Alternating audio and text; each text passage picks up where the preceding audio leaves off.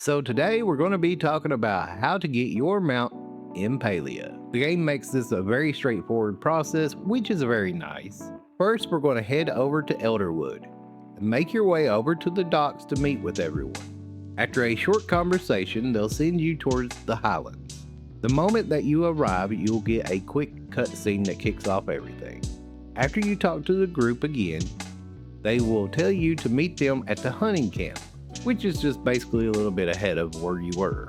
Once you meet up with them, they're going to tell you that you'll need to go and investigate a place, but basically all they're doing is sending you to talk to Hassan. And in case you don't know where he's at location I-6 on the map. You're going to find Hassan next to a horse that is completely trapped inside of amber. Grab your pickaxe and then break the amber that is around it. And then you're going to give it some flowers to calm it down. And just like that, ta-da! You've officially unlocked your first mount. But honestly, unlocking the horse is just the beginning. Now that you've unlocked your mount, you're probably wondering, how do you use it? Well, that's a very good question. So, the first thing that you want to do is press L2 on your PlayStation controller, or other consoles as well, probably. And it'll bring up your quick tool menu, and you'll see that they put a mount at the bottom. Just hover over that and let go, and now you're mounted. And if you want to unmount, all you have to do is press L2 again, and you will automatically dismount.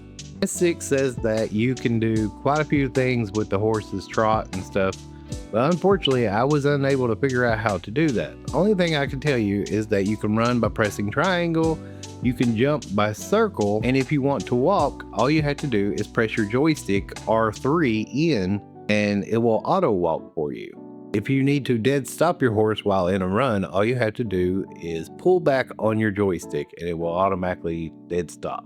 Well, not completely dead stop. It looks like it slides a little bit, but you know what I mean. You can also back your horse up because, you know, horses do that in real life.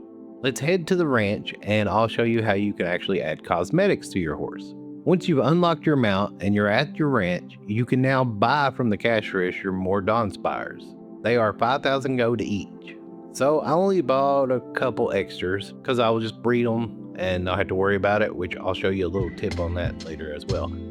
So I went ahead and bought 4 for now, and we're just going to go over here and see if we have any that are automatically different. And we do. So we'll pick this one to be my new mount for now. So what you can do is you can actually take a cookie of the day and give your horse, and it will give it a different cosmetic trait. Now you can do this over and over until you get the cosmetic that you're searching for or you think looks good. If they're legendary traits, they're going to be really hard to get, and I'm sure there's going to be a couple different ones. But unfortunately, I will deal with this later. I want to get back to doing quests as fast as possible. So now that I gave it a cookie of the day, you can also give it an instant grow cookie. And what this will do is turn it from a baby into an adult so that you'll be able to ride it. So now that it's able to be rode, how can you actually equip it? We'll go to our collections in the start menu by hitting the options button. Go down to collections, go over until you see a saddle, and then down here you can select which mount that you want to ride. By default, all the icons look the same, which is kind of strange. However, if you click on each icon, it'll show you what the horse looks like and the name of the horse, so we know which one that we're going to select. Now, just hop on your horse by pressing L2 and hovering over it. Now, you know me, I'm not going to just make a tutorial to show you how to do something this simple without going in a little bit of depth. There's a few people that are complaining about how the mounts handle. There's a couple different reasons for this. For one, the main first horse that we get has no traits on it. So turning on these things is terrible, which I'm pretty sure is a trait that we've seen from one of the previous videos. So we're going to need that in order to make the mounts handle a lot better.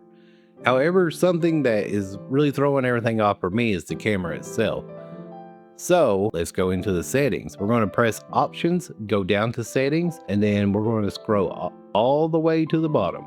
So under options, we can see that there's a mount menu movement, a mount map movement, mount camera mode, mount speed meter, and mount UI. For the mount menu and the mount map movement, that's totally up to you how you want these. I just left mine on pause and resume Basically what this is for is whenever you open up your map or your menu, your horse is going to stop running instead of just continuously running.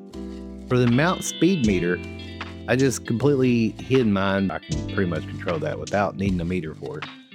And then mount speed UI, uncheck this, that way it's not in my way as well. And then the most important is the mount camera. For the camera modes, I'll let you see my screen, that way you can see exactly what's going on when I select them, because me explaining them is not going to make too much sense, so you can just see what I'm doing here.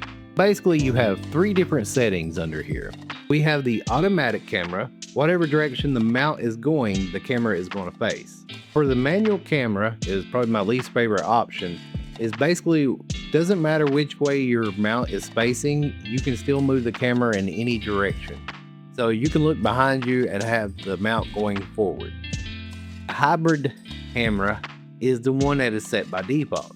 What it does is it follows the mount to a certain point, but you can also adjust the camera on the fly as well.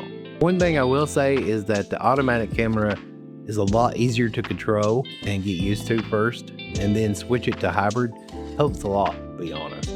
That way you'll get used to the controls a little bit quicker. Some other important things that you may want to know about mounts is that you cannot ride them in town, unfortunately. You can ride them on your plot, as you've seen. You can loot while you're on your mount, but you cannot hunt, unfortunately. That's what I was hoping for. I was hoping for some Red Dead stuff going on.